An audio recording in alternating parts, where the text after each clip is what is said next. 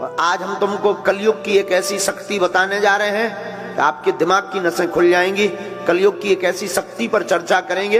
अगर कोई चाहता हो कि हमें कोई हरा ना पाए, घर में, परिवार में, द्वार में, संसार में, समाज में, पॉलिटिक्स में, काम में, धाम में, तो आज की कथा सुन लेना, तुम्हें जिंदगी में कभी हार का मुंह नहीं देखना पड़ेगा। अगर आप लोग किसी विषय में हारना नहीं चाहते तो आज की कथा सुनो। याद रखना, जो मनुष्य धार्मिक होता है वो दुख को भी सुख में बदलने की क्षमता रखता है। उसकी दृष्टि, उसकी विचारधारा दुख को भी सुख में बदल देती है। बिना धर्म का व्यक्ति, कथा में याद रखना, बिना धार्मिक व्यक्ति, बिना धर्म का व्यक्ति ठीक वैसे ही होता है जैसे बिना लगाम का घोड़ा होता है। जिस प्रकार घोड़ा परम स्वतंत्र होता है, वैसे ही बिना धर्म का व्यक्ति भी बिना लगाम का होता है। और लगाम धर्म की जरूर होनी चाहिए। धर्म का मतलब ये नहीं है कि आप कथा में बैठ गए, आप शंकर जी को मान रहे हैं, आप हनुमान जी के भक्त हैं तो आप धर्मात्मा हो गए। धर्म का मतलब यह है कि आपके सामने कोई भी सनातनीय हिंदू अपना धर्म का परिवर्तन ना करवा पाए। आपके सामने आपके धर्म की अवहेलना ना हो। धर्म का मतलब यह है। पर याद रखना, दो धर्मों का कभी झगड़ा नहीं हुआ है, कभी नहीं हुआ है। धर्म तो एक ही है, सनातन वैदिक धर्म, बाकी पंथ है। याद रखना मेरे पागलो, दो धर्म का कभी झगड़ा नहीं हुआ। झगड़ा हमेशा धर्म और अधर्म का होता है। दो धर्मों का हो ही नहीं सकता। लाइट में, केबल करंट में अर्थिंग और अर्थिंग दो वायर लगा दिए जाएं बल्ब में, तो क्या बल्ब जलेगा? जवाब दीजिए, बोलिए। क्या करना पड़ेगा? अर्थ के साथ फेस देना पड़ेगा। हाँ जी अन्ना जी। न्यूट्रल के साथ में हाँ जी अन्ना जी, तभी जलेगा ना। वैसे ही दो धर्म की कभी लड़ाई नहीं होती, लड़ाई हमेशा धर्म और अधर्म की होती है। तो आज हम आपको जो सूत्र देने वाले हैं, तुम अपने कर्म से मत भटको। दुनिया आपके ऊपर क्या कर रही, आपसे क्या कह रही, मत घबराओ। एक महात्मा नदी में स्नान कर रहे थे। स्नान करते करते वो देखते हैं कि एक बिच्छू बहता हुआ चला जा रहा।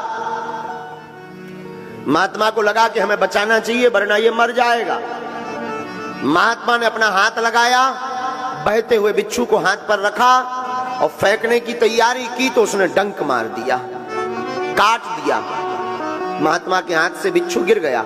महात्मा ने हाथ फटकारा, फिर वो बिच्छू भागने लगा, बहने लगा। महात्मा ने फिर हाथ लगाया और हाथ पर रखा। वो बिच्छू ने फिर काट दिया, वो फिर गिर गया। महात्मा ने फिर हाथ फटकारा। विदिन 50 बार बिच्छू ने काटा, हाथ नीला पड़ गया, जहर चढ़ गया, हाथ में सुन्नपन आने लगा। नदी के किनारे हमारे तुम्हारे जैसा कोई एक सज्जन खड़े हुए थे। उन्होंने कहा, ये बाबा पागल हो क्या तुम? तुम्हारी बुद्धि सठिया गई। वो काट रहा तो तुम उसे ही बचाने का प्रयास कर रहे हैं। ऐसे को मरने दो। क्या जरूरत है उसको बचाने की? जो काट रहा हो, जिसके साथ तुम अच्छा कर रहे हैं, वो बुरा कर रहा है, तो क्या आवश्यकता है उसको बचाने की? क्या जरूरत है उसको हाथ पर रखने की? क्या आवश्यकता है? महात्मा ने मुस्कुराकर कहा कि श्रीमान, बात तो तुमने बहुत अच्छी बोली पर यह सोच बहुत छोटी है। श्रीमान याद रखो, जब वो बिच्छू अपनी प्रवृत्ति नहीं छोड़ सकता, बिच्छू जब काटना नहीं छोड़ सकता, तो साधु बचाना कैसे छोड़ देवे? वो अपना काम कर रहा, हम अपना काम कर रहे। वो मरते मरते भी अपनी आदत नहीं छोड़ रहा और हम जीते जीते अपनी आदत छोड़ दें। इसलिए मेरे पागलों, दुनिया का काम कहना है उनको आदत पड़ी है कि तुमको कुछ ना कुछ वो बोलेंगे बोलेंगे बोलेंगे, लेकिन तुम्हारी जिम्मेवारी है दुनिया को बोलने दो, तुम डिगना नहीं, तुम बहकना नहीं, तुम अपने रास्ते पर बढ़ते कदम चले जाना, एक दिन मंजिल अवश्य मिल जाएगी। चाहे वो मंजिल परमात्मा को पाने की हो, या वो मंजिल आपकी जिंदगी की हो, या कोई पद पाने की मंजिल हो, या प्रतिष्ठा पाने की मंजिल हो, या भगवान को पाने की मंजिल हो, लोगों को कहने देना, लोग कहते रहेंगे, तुम बढ़ते जाना और एक दिन मंजिल पा जाओगे मेरे पागलों। आदत मत छोड़ना, लोगों के कहने पर तुम बहक मत जाना, लोगों को कहने पर तुम हट मत जाना। याद रखना, अहिंसा धर्म है, अहिंसा ना करो, बहुत अच्छा है, लेकिन धर्म पर कोई घात करे और चुप बैठो तो ये भी पाप है। धर्म पर कोई घात करे तब बोल देना चाहिए, ये भी धर्म है। वो सूत्र जिसके लिए तुम बैठे हो, उस सूत्र का नाम है एकता। क्या नाम है? जोर से बोलो ना, पीछे वाले। त्रेतायाम मंत्रम शक्तिश्च ज्ञान शक्ति कृते युगे, द्वापरे युद्ध शक्तिश्च संघे शक्ति कलियुगे। त्रेता युग में मंत्र की शक्ति थी, सतयुग में ज्ञान की शक्ति थी। जो त्रेता में मंत्र जानता था वो बलवान था, सतयुग में जिसको ज्ञान था वह बलवान था।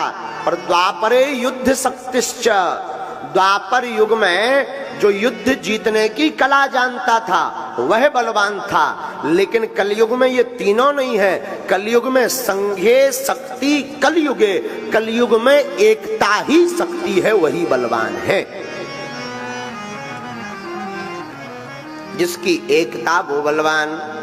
इसलिए साधुओं, एकता चाहे घर की हो, परिवार की हो, भाई भाई की एकता हो, या फिर समाज की एकता हो, अथवा हिंदुओं की एकता हो, जो एकता पर बल देता है उससे पूरी दुनिया हार जाती है। कलयुग का प्रभाव, कलयुग में जिसकी महिमा है वो एकता की।